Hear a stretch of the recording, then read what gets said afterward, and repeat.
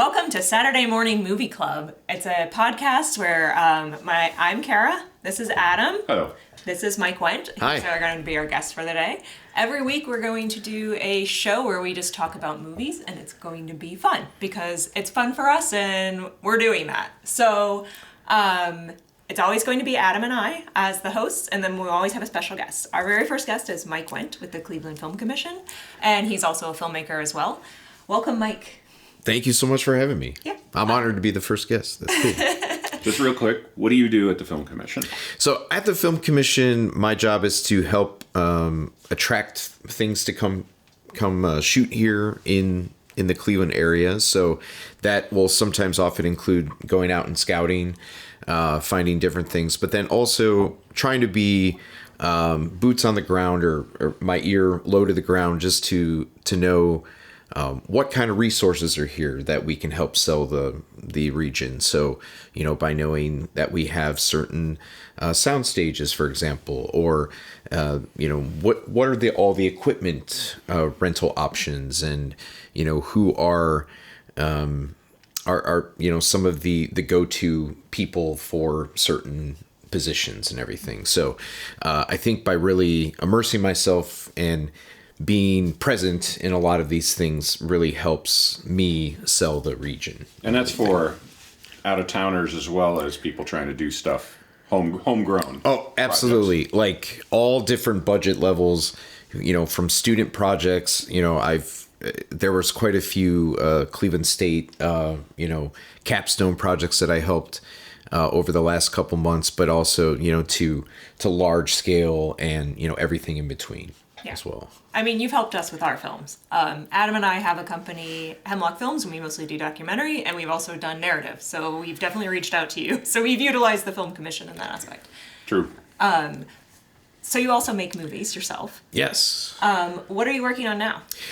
So I'm working on a couple things. I have a long gestating documentary that I'm working on about local filmmaker Robert Banks, which my hope is, at some point soon we will be done with that.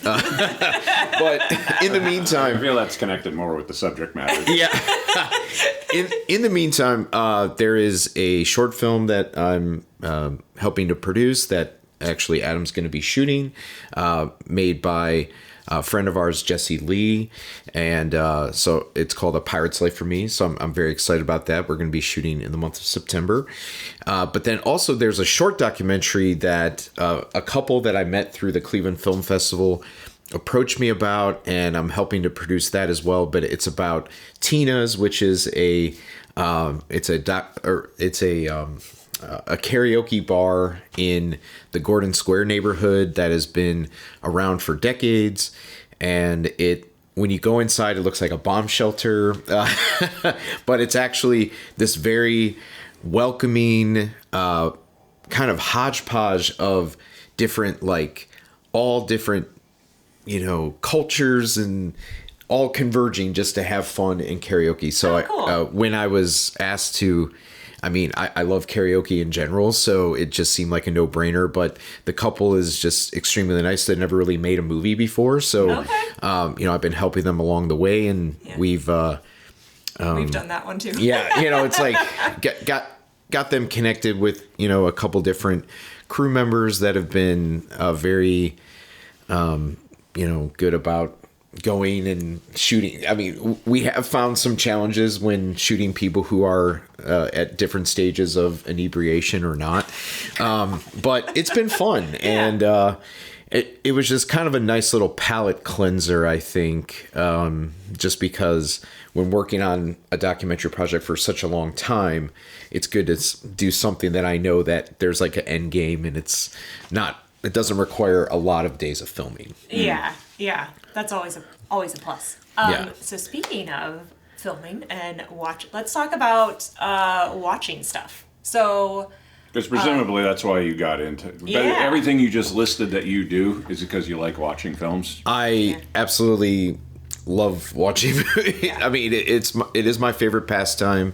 When I'm not working, I'm probably either at a movie theater or a festival or something like that, or watching something for a festival.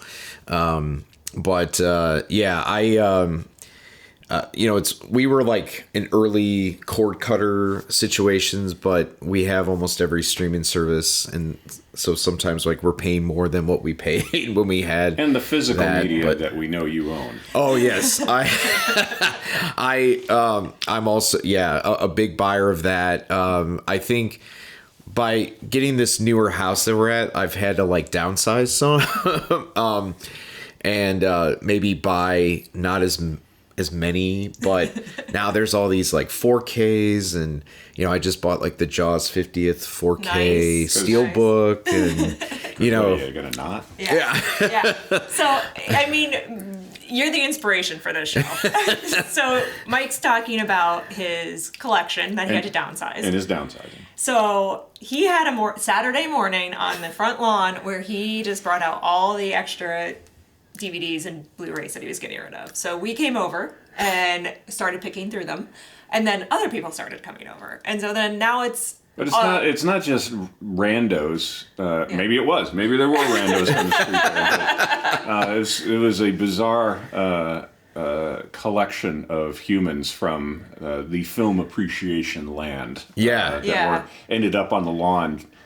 Just chitty-chatting about whatever. I think we were talking about Sinners that night. Because that was the thing we all just saw. So, but that was if you could have been selling lemonade, that would have been just as good to be able to just sit on a lawn and just jaw about movies that you saw, because we never do, as we always work in movies all the time and have a bunch of battle scar stories about wasn't it when we were lining up that tight shot on those people and all that, but we never have time to actually sit and talk about the movies that we watch. Yeah.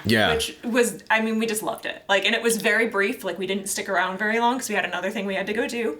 But it was like, we got an hour, and we just like hung out, and we're like, that was really cool to be able to like talk to everybody about what they're watching and what they liked. Yeah, and that it was just like that day happened to be my birthday, and it's like sometimes like I'm not like, which makes it probably sound like I'm like it's my birthday, it was just something like unique to do, instead of just the normal like let's go to a bar and drink or something. So.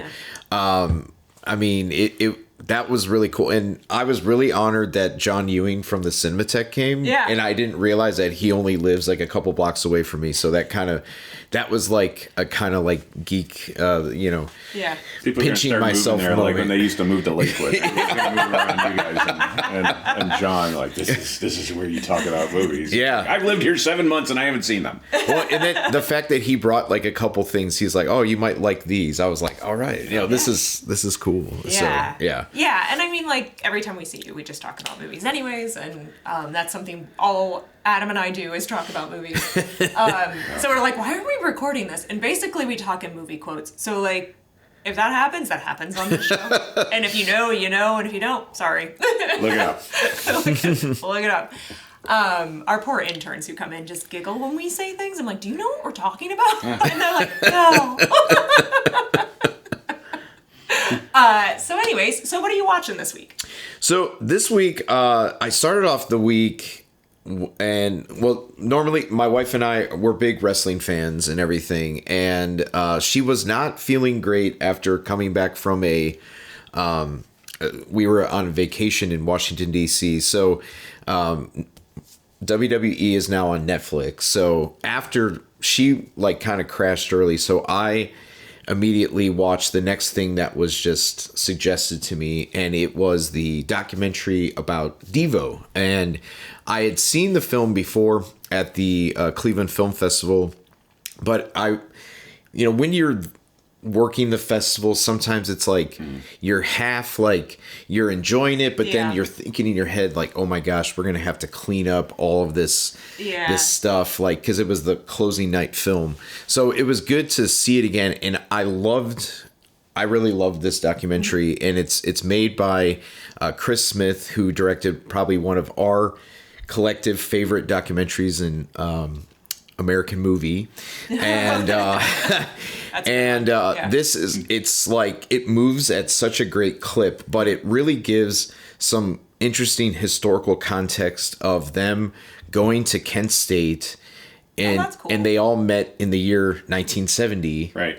the Right. year of the shooting. So like there's a portion where it talks about that, but this is like it's interesting in the way how they present this documentary, because it's kind of a hard stop in about like the mid 80s, where they decided to stop making music videos for MTV.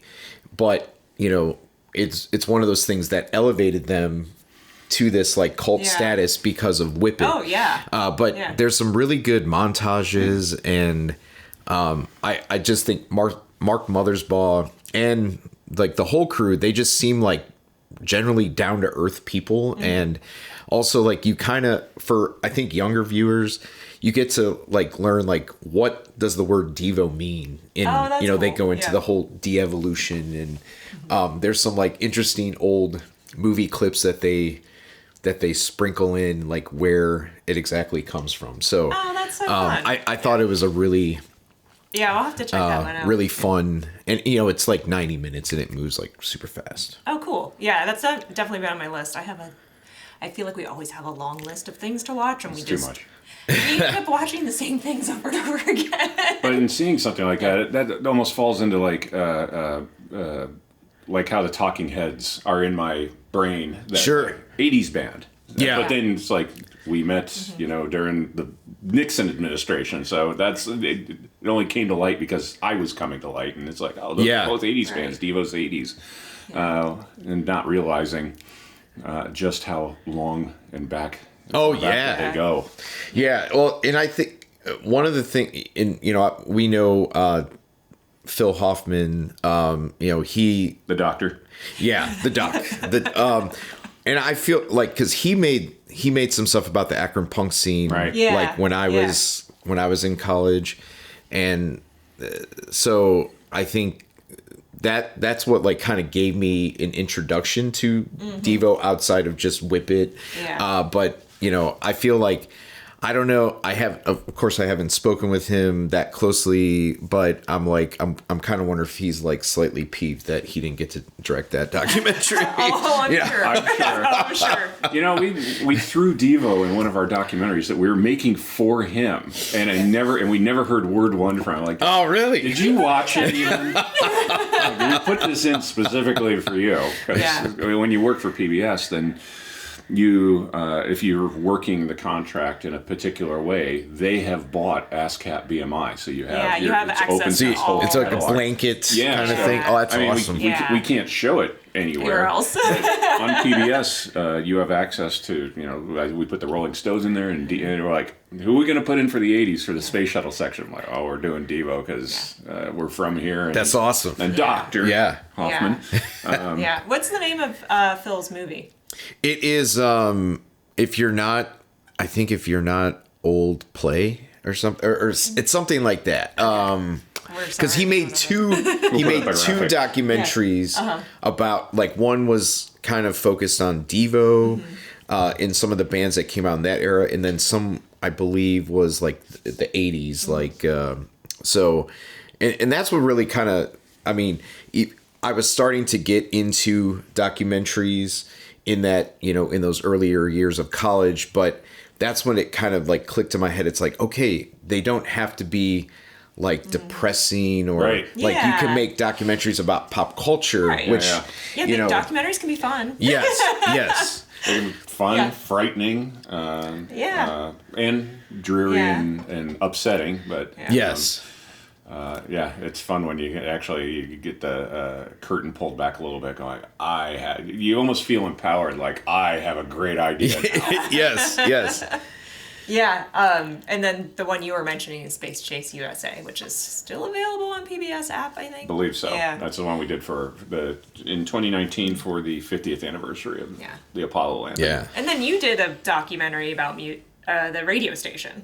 Yes. So yeah, that one was called "The End of the World as We Knew It," which was about a alternative rock station that was in Cleveland. That was very unique at the time, just because they were able to break so many bands because they were and they were independent. This was before that really got cooking. Yes. So from like 92 to 96, they were independent, but then the basically the FCC Act, or the Federal Communications Act of 96, allowed corporations to buy multiple stations instead of just one in a market. So that's, we kind of talk about that, how it, Clear Channel, iHeartMedia, what it's called now, is kind of what bastardized a lot of radio. Yeah. And, I'm sure at some point maybe this will be on iHeartMedia. So it's like, I don't hate iHeartMedia. It's just one of those things that it just kind of helped. That was the beginning of what we became. Exactly. Kind of. Yeah. So what everybody's kind of needs. Streaming. Yeah. Exactly. Yeah. Yeah. And talking about things that have been filmed in Cleveland, Eeny Meeny just came out. So that's one of the movies we watched this week, which I know you have seen as well. Oh, yeah. What'd you think about that? I really enjoyed it. Eeny Meeny was a special project just because had to like really...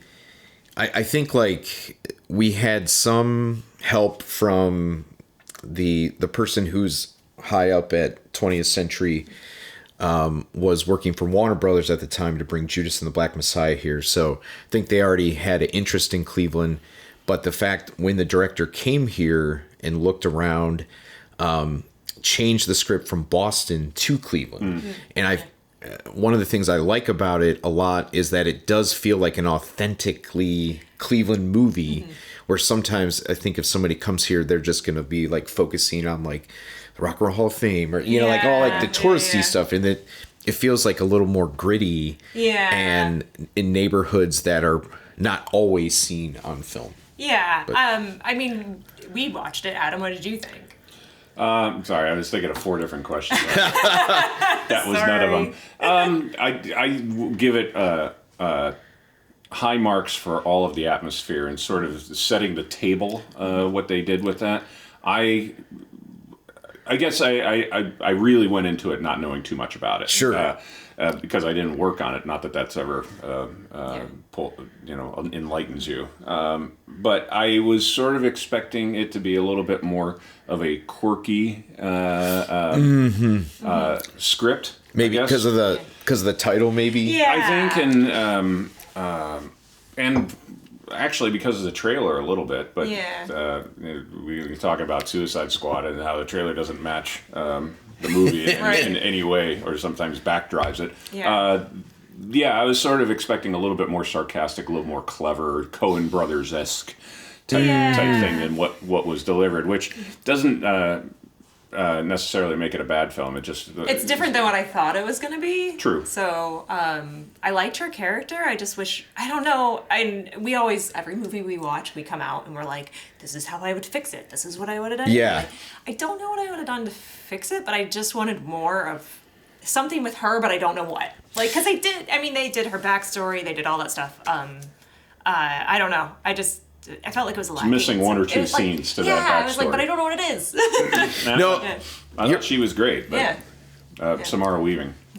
Yeah. I think you're right though. There is this convergence of tones that is, because at one moment it is kind of like this madcap, like kind of like crazy comedy, but then also it can be very serious at times. Yeah. And there's something, I think, I've spoken with a couple people who have some thoughts on the movie, kind of negative, but it's the ending is something that is like, I think it makes sense just because of how the course it's going to, and it's like, I don't want to spoil it, but there's a decision that's made, and it's like, well, shit, I went there. I actually, that's what I really liked about that. Didn't rub us wrong at all. No. Yeah. I was like, that's what needed to be done. Yeah. Like, if this character is to move forward, that needed to happen.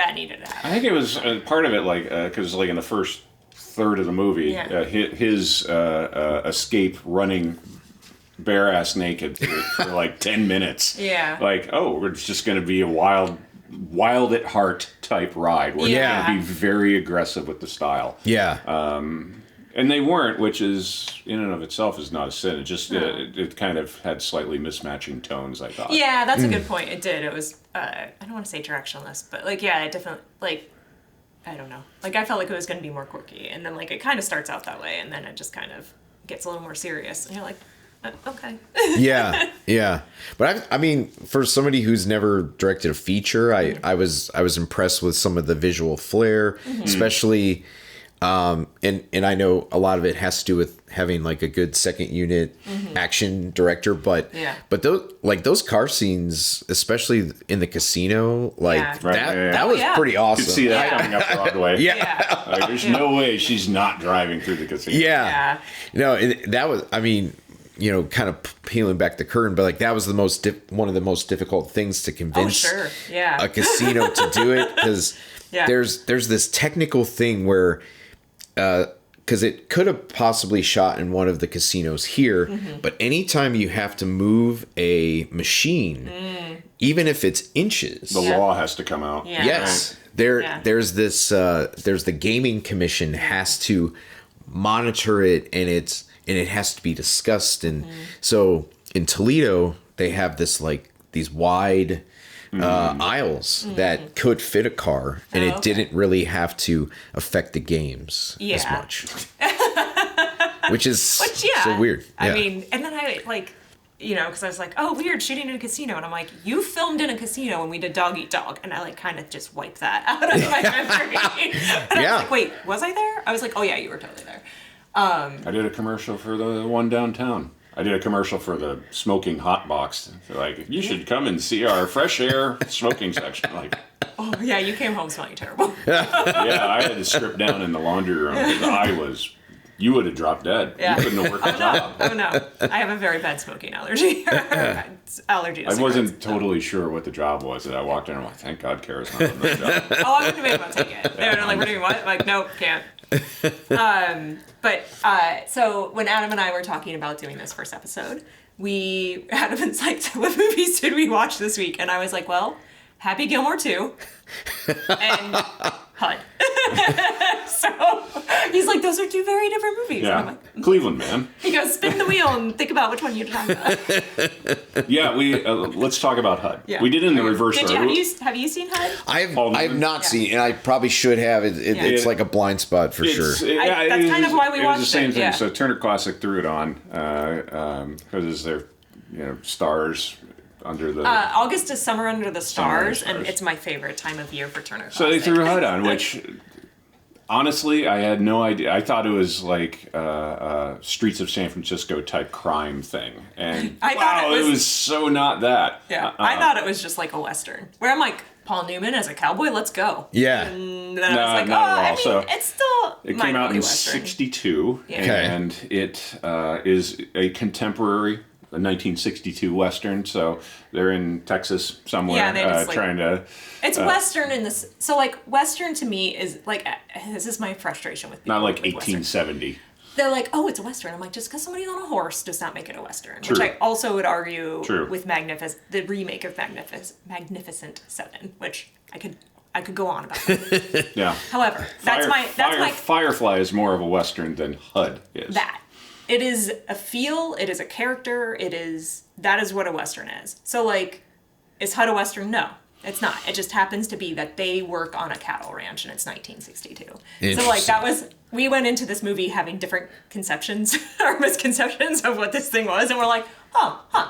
But and it was super 62. Like everything felt like a near East Side New York drama school scene that we're going to explore little bits and give and take and all. Like very much not old school acting, but the new acting. And like people won Academy Awards in that film, and it was really kind of not our type of film that we like, but it was like we were watching it like 10, 11 o'clock at night, like, I want to go to bed. It's good enough. I want to keep seeing the next scene. Yeah. On how this is going to unspool. And it's very much the nihilistic of people are bad, credits. It is, I mean, for those who have seen it, you're like, what? You get to the end and you're like, It came out in 62, so no spoilers. yeah. Well, that's what, anytime we watch a classic movie, I always look at him and I was starting, I go, what year was this made? Calibrate. To calibrate Yeah. what was happening at the time, what has come before it, and to be like, am I going to like it? Yeah. The 60s it's hard for me. The 60s films, there are ones that I really like, but an overall feel that they are made and the stories are told, it's not for me. The tropes that sort of developed during that time, like we can do this and we can do this, like, maybe you shouldn't, but... Yeah. Well, I mean, I'd watch Paul Newman in anything. So. Well, and that's one that I like I said, I haven't watched, but whenever I see like a poster or like, because sometimes like when scrolling through things or just looking at IMDb, it makes it. I think it's just like a picture of him with a cowboy hat on, so I am automatically think like, okay, probably slow western. Yeah. Right. Is this like some Butch Cassidy type thing? Yeah, where I'm like, why haven't I seen this before? And then you get into it and you're like, oh boy, is his character terrible person the entire movie. And you're like, I love Paul Newman. And you're like, I've had enough of him. It's like, when does this change? When does the arc happen? He's a bad man. Which, I mean, like, you talk about movies and like, that's part of the script is that there's a character arc. And like, sometimes there's not. And I then think it you're was like, everybody else was the arc. everyone else had an arc. Dealing with him. Yeah. Yeah, it's worth watching. Like Adam said, he's like, it's good. I want to keep watching it. Like, Yeah. There's a reason why it's okay, on top 100 lists. Yeah. But we've checked that off, and then we watched Happy Gilmore 2. I think I hurt myself with that transition. Have you seen Happy Gilmore 2? I have seen Happy Gilmore too. Spoiler, Bob Barker and Drew Carey are not in the movie. Somehow Drew Carey is not in that movie. I know. The entire time I'm like, Drew Carey's When's he getting a fight with Drew Carey? There's so many. Yeah, there's like so many cameos in this movie. Why? Maybe Drew was just too busy filming. The bar in our brains was very low. For Oh, this. I went in and was like, this is going to be terrible. And I walked away going like, I could watch I liked that again. it a lot. I could watch that again. I laughed. The same. Like my wife and I, we put it on, and like we were both like, this is probably going to be dumb, and I feel like we were consistently laughing. And You need a palate cleanser.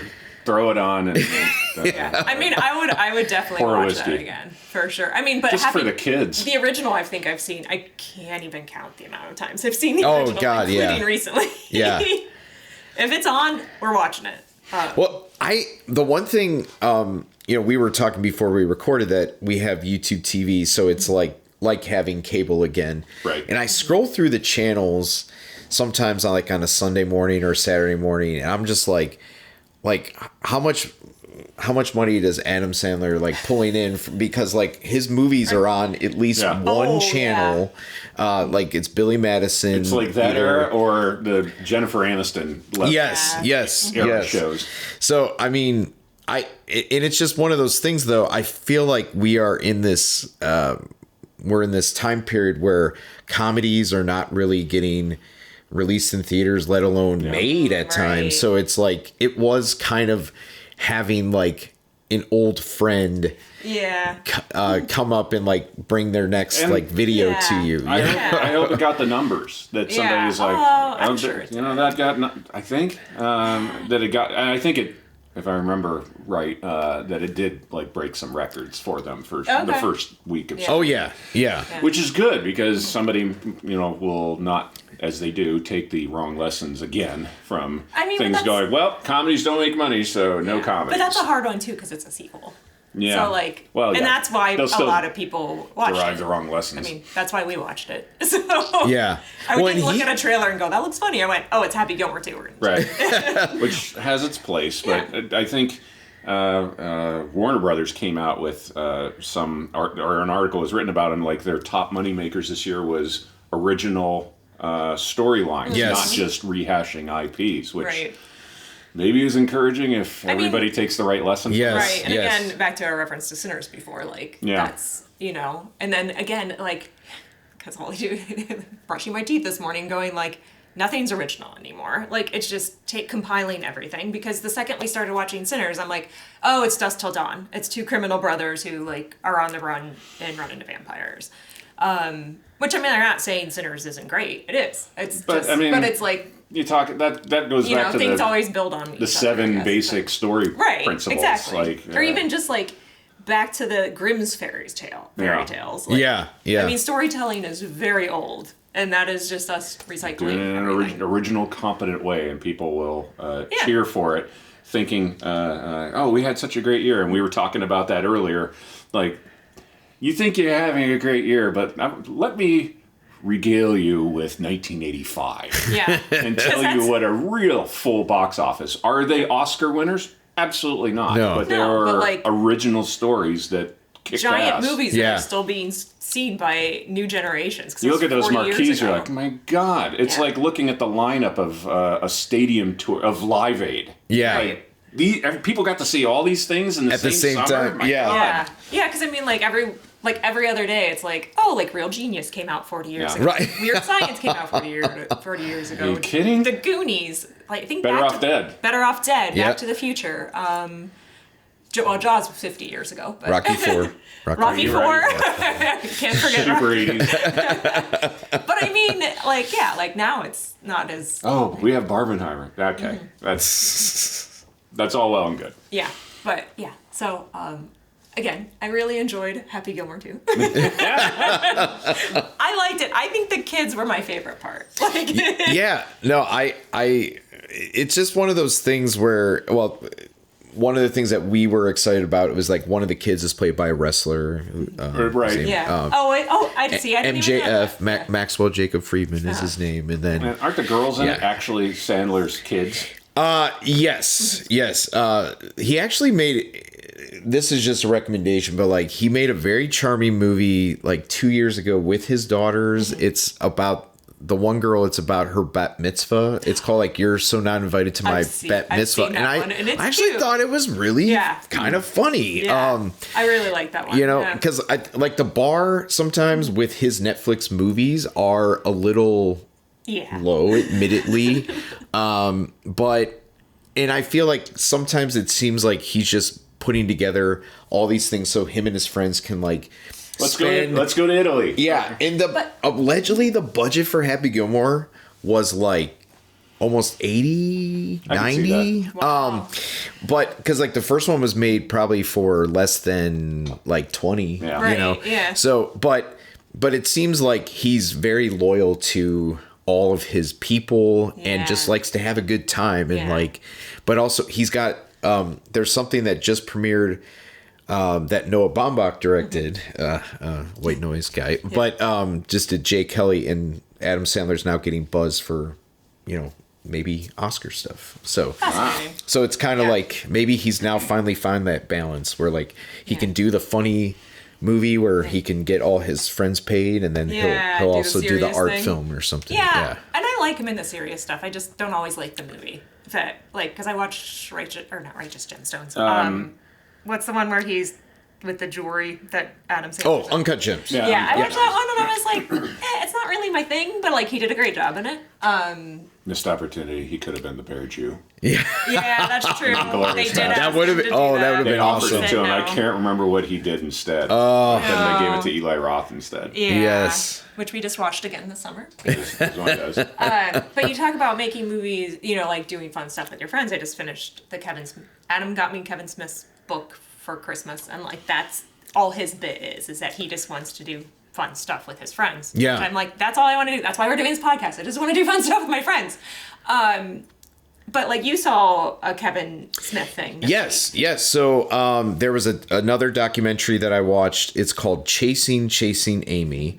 It's a very interesting film. It's done by I want to get the name right, but I think Sav Rogers is the director, and Sav is a queer filmmaker who like watched Chasing Amy once a day. Oh wow. For like years, just because it was just one of those things where Sav was not really sure how to identify themselves, and found solace in Chasing Amy because finally seeing like queer people represented on screen, but also in diving into it, realized that Chasing Amy has a certain reputation amongst certain queer people because for anybody who has never seen Chasing Amy, it's about a lesbian woman and a straight man who start a relationship. And in some people's eyes, that's like Kevin Smith, like, rewriting, like you can, like basically a straight guy can maybe turn a cute lesbian into, a girlfriend or something like that. He also made like please don't hold on too tight to all the labels. Exactly. Right. Yes. And was that 90s? Late 90s. Yeah.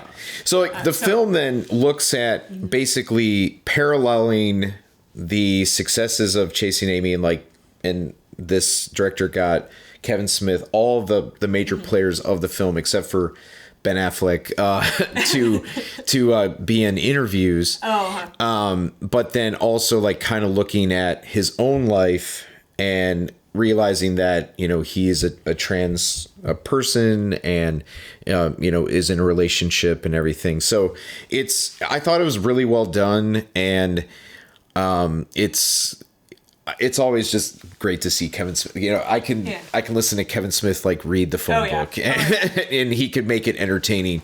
But the director's a character in the movie in the doc. Yes. Okay. So it's on Prime is where I saw it. And I wanted to watch it. I thought it was good. But I thought it was pretty well done, and it's really in kind of like diving deep into Chasing Amy, like I think the director really kind of makes a personal movie about himself. Yeah, and interesting. everything. Yeah. There's in the book that that we got, that there's quite a lot of Kevin Smith because he dated. Joey Laurer. Yeah. Yes. And before that, like after Mallrats type area. And like it all felt like some meditation on how to deal with breaking up with each other. And it sounds like this director, like, absolutely that's not what the movie was about. When it's like a thing can be multiple things, but Kevin Smith was really working some shit out when it came to that. Yes. Well, it was kind of the make or break because Clerks did amazing. Mallrats was a financial failure and also a critical flop, but obviously time I think has been a lot kinder to Mallrats. Yeah. That was one because it's rabid fans and everything. I think in high school, we rented that movie like every weekend because you couldn't buy it. Yeah, like we couldn't find it to buy because it was the 90s. So like, just keep renting it. Like my dad would like often be like, "Hey, we want to rent that Mallrats movie again," because like he found it so funny. Like we just watched it. It's like, you guys gonna shoot coverage? Wow. Okay, you're not. Oh yeah. As a teenager, it's just a big dumb wide. Yeah. Like, there's real people like Michael Rooker in this movie that. It's pretty much wide shots. I think is it Chasing Amy? One of them, like the studio is like, you do not get to pick your crew. You are getting. Like they assigned him Vilma Zsigmond to shoot. I think it is Chasing Amy. Maybe I'm mistaken. We don't have our phones out, so this is all just through our knowledge. I think it was Dogma. Yeah. Dogma. Vilma Zsigmond. I think shot Dogma. Maybe. No. I'm sorry. Never mind. I think it was earlier. I'm wrong Maybe about it was, that. I thought it was earlier because Mallrats? No, Mallrats would not have looked like that if Vilma Zsigmond shot it. Sorry, whoever shot Mallrats. I think it might shoot it close up. Same guy who did Maybe they Clerks, didn't have probably. time. Yeah. But I remember reading too in that book. He was like, Kevin Smith was like on Mallrats. He's like, I would start wrapping cable, and everybody's like, "Don't touch that! You're the director." And he's like, "What?" He's like, "Okay."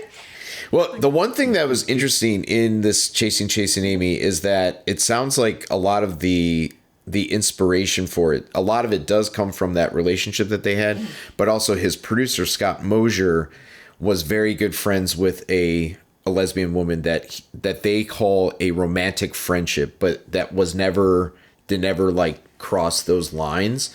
But she herself, the filmmaker or the person that he was a friend with, she was a filmmaker who made a film that went, did pretty well at Sundance, but then she almost kind of feels like Kevin Smith like cramped on her style and made Chasing Amy, and he got all the plaudits, and then she's still kind of like, not like she's done Kevin something. Smith doesn't see himself as having unfairly gotten to the top of the pyramid. Yeah, he sounds like he's worked for his living. Oh, for sure. I mean, how many podcasts did he used to do? And podcasts and tours. Yes, Is yes. he still doing? No, I think he's still doing the podcast. I think so. Yeah. Yes. Show Comic Book Men. Yeah.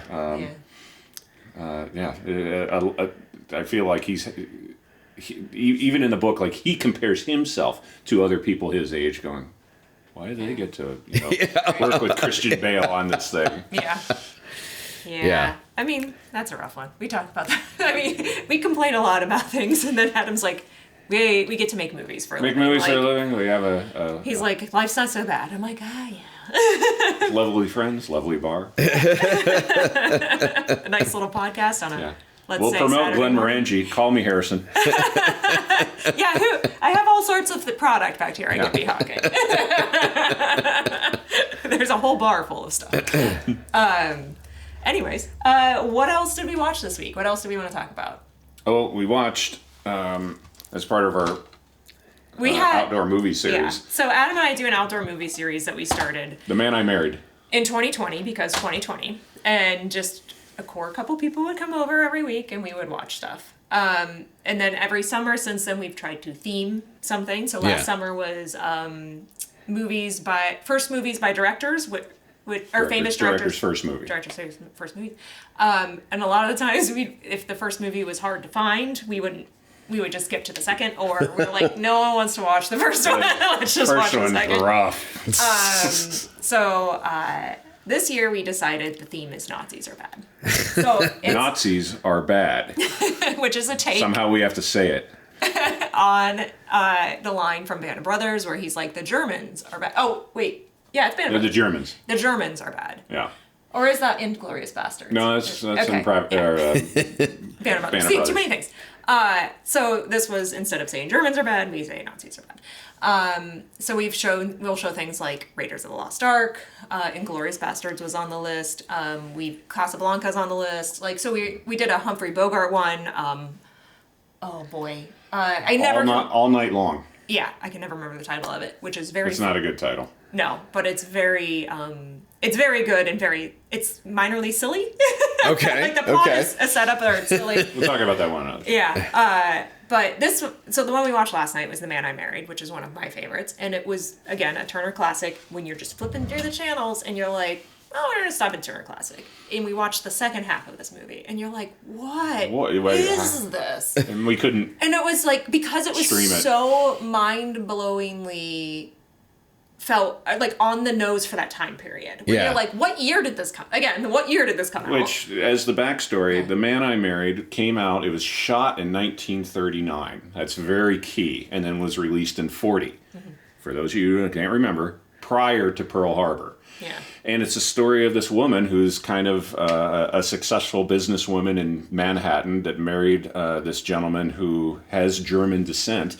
And he's from Germany. He's from Germany, and he's been in the States for 10 years and has to go back to take care of some family business with a factory into 1939 Germany, where it still wasn't closed off or anything. And she, as being an unaware sort of insulated within her New York life, gets over there and starts peeling back the layers going, whoa. And as you said a long time ago, it plays out like a horror movie, but only because we know how the movie came. We know how history came out. And all the stuff they're saying in this movie is ends up being true. All the stuff that's happening was happening then. Yeah. But there's a character in there who's an American correspondent, and he's like, there's gonna be a war, there's gonna be a lot of blood lost, but he's not gonna win.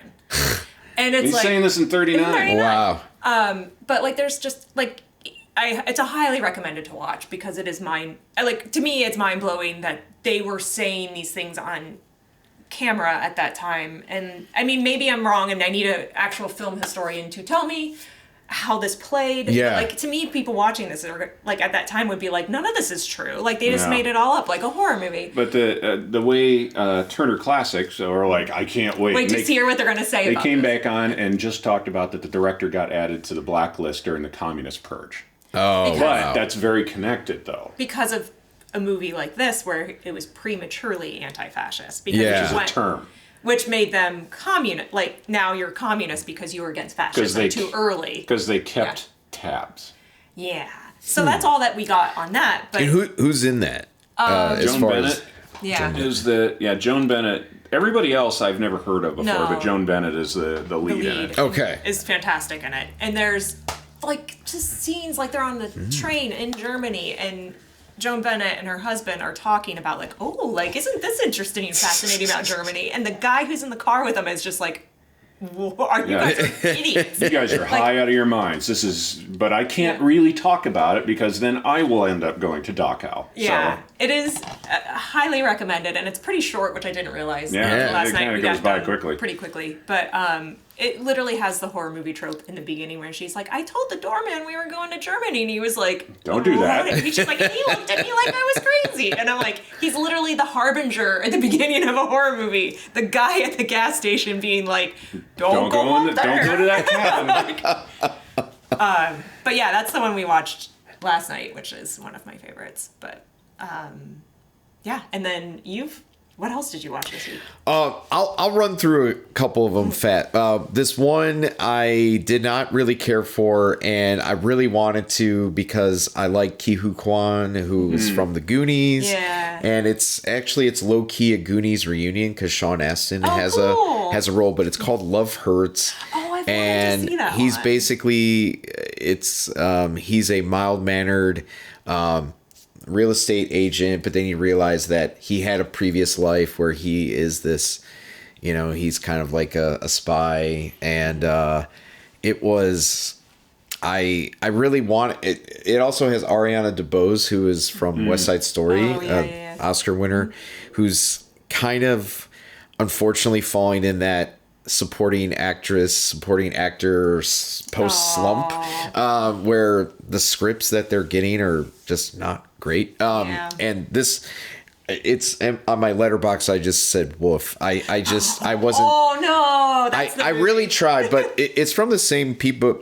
group of producers who did the Fall Guy and the John Wick I movies. like the Fall Guy, yeah. And I like action movies, but like this one, it just I couldn't really find much to No, recommend it's too bad. about it. But I did catch a new movie that is just out called Caught Stealing. It's a new Darren Aronofsky movie.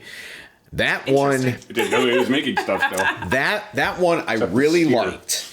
And this one to me was like a throwback to late 90s, like early Guy Ritchie movies. cool. Yeah. Or there's one movie that it made me think of in particular is The Way of the Gun, Okay. which is so like these kind of like action thriller, but then there's like dashes of comedy thrown in there. Yeah. But this one stars Austin Butler as he's a former baseball player. He was in there's a backstory that is revealed as to why he is no longer a baseball player.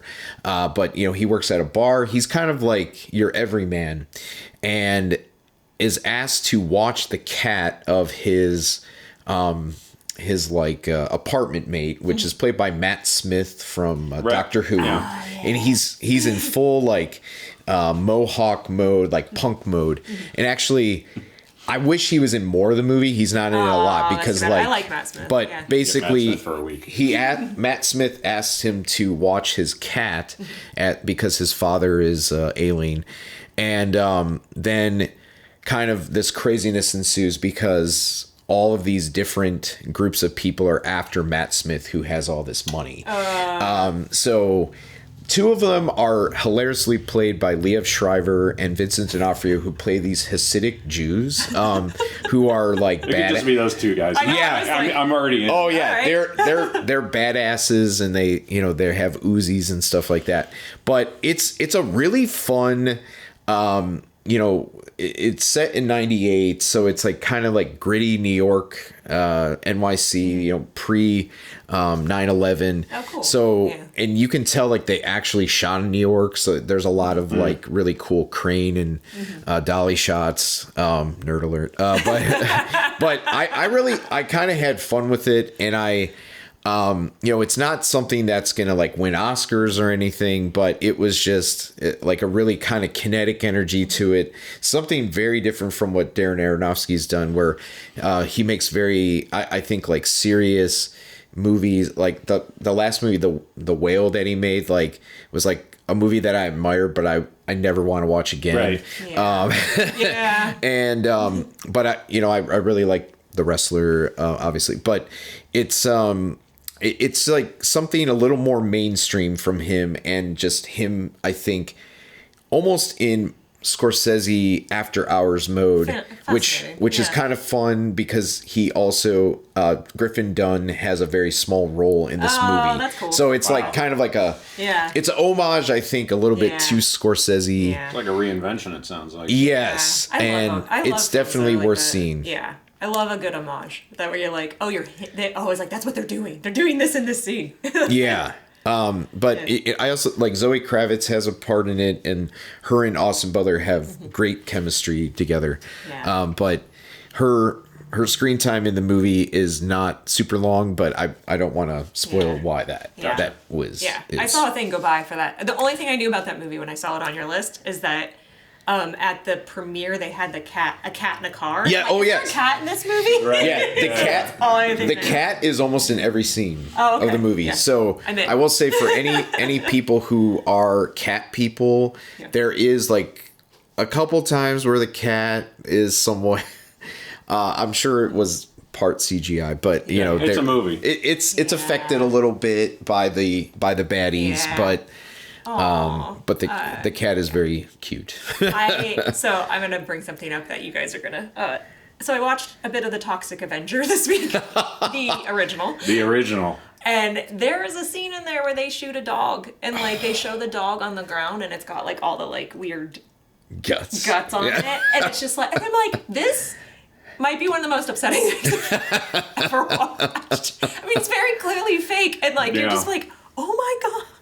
So, like, I was like, do they even do that anymore? Like, you never see... I mean, I feel like I haven't watched anything where, like, an animal is, like, outright... Animal and kids. It's kind of... like... I can't speak for the rest of Earth, but for the United States, even if it's an R-rated movie, they can't show a kid getting... Yeah. Having just worked on a movie where it's going to be R, it's a horror movie, and there are kids in it, but there is still care to not show. They did in Jurassic Park, which is not R, but when Timmy gets electrocuted, he falls behind a palm frond. Right. Like, you can't show kids in distress, and you certainly can't show even more pets and cats and dogs in distress. Yeah. I don't like it. Yeah. Well, anyhow, I think we've had a great... Oh, before we go, what are you looking forward to watching next? So this month, Jaws is back in theaters, and I already saw it at the Cinematheque in May, but I'm going to try to do the 3D because I'm curious to see how the 3D conversion is. Fascinating. I mean, not Yes. the Jaws 3D. Yeah, so there's that. But at the end of September is the new Paul Thomas Anderson movie, One Battle After Another. That to me is like something I have circled. I am a friend and I are prepared to drive to Indianapolis to see it on VistaVision. Nice. 70 millimeter. So we'll see if that actually happens. But I'm really excited for that, just because anytime he brings out something, it should be an event. I think just because I love Licorice Pizza. I loved Phantom Thread, like I saw like 5 times in the movie theater. Like it was just something that every time I watched it, it was so I saw something else. Is like I love that. Such a fascinating movie. Yeah. Even though it may not be for all taste, but I love that movie. So anyway, I'm super excited about that. Nice. Do you have a favorite film? My favorite film is E.T., bar none.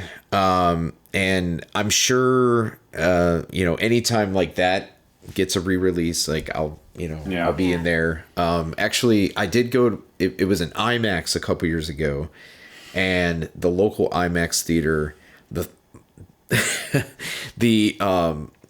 speakers like were blowing out right as it's like about to go to the climax of the where like you see the FBI agent with the gun, and like you see the close up of E.T.'s eyes. It was like, and I never do this, but I took out my phone and took video because it was like, but I still have in my possession a free IMAX ticket. I haven't redeemed it. Did you take it up to the desk and be like, turn it down, maybe? But yeah. Anyway, that is my favorite movie. I've probably seen it more times in my life than any other movie. Yeah, I have those too. Every time somebody asks what's your favorite movie, I'm like, I don't know. But I do. And Adam's the same way. Yeah, whatever. Yeah, again, we teach so much, and the students would always throw that out there, like pick a genre. Yeah, you can't possibly just, and it's going to be one I like, but I'm never going to assign something as my favorite. Yeah, no, it is so hard. I don't know, because like on the given day, it could be Field of Dreams. Like that's a movie that I absolutely adore. Yeah. I just bought it on Laserdisc when I was in Washington D.C. and I don't have a Laserdisc player, so I think that just shows like how much someday it was $5. I mean, someday I'll get this technology from 1982.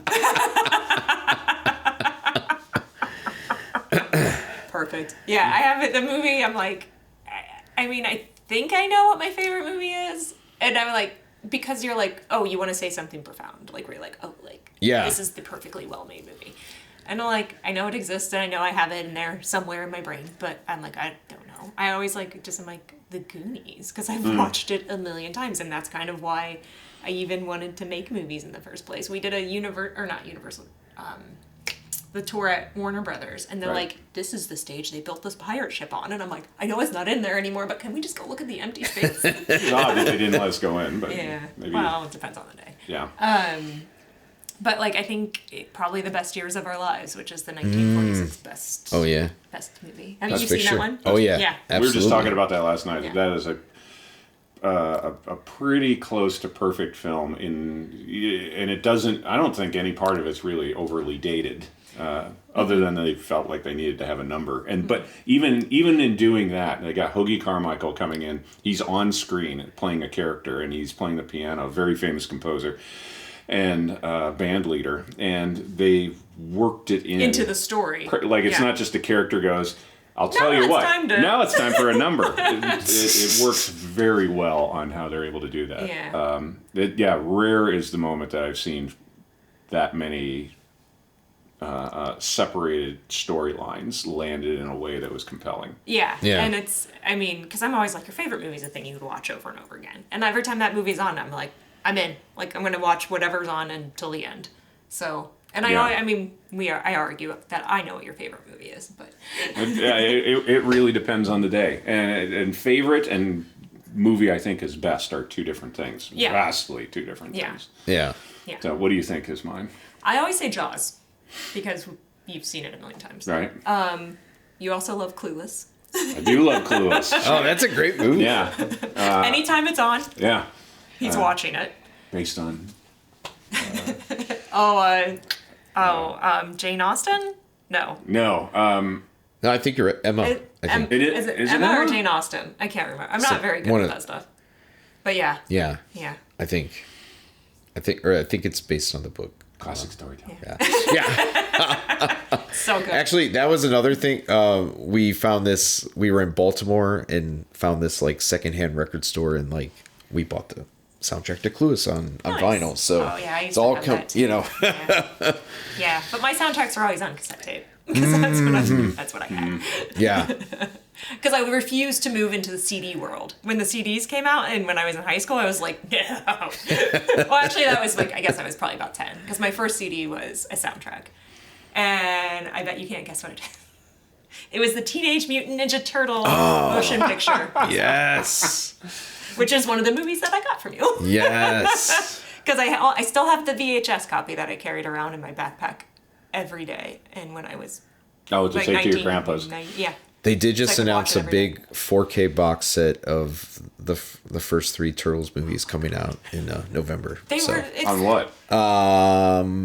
With like Blu-ray? Arrow Video. Yeah, 4K Blu-ray. Yeah. So I think right now you can go to the movie theater and see an anniversary of the Ninja Turtles. yes. No. Yes.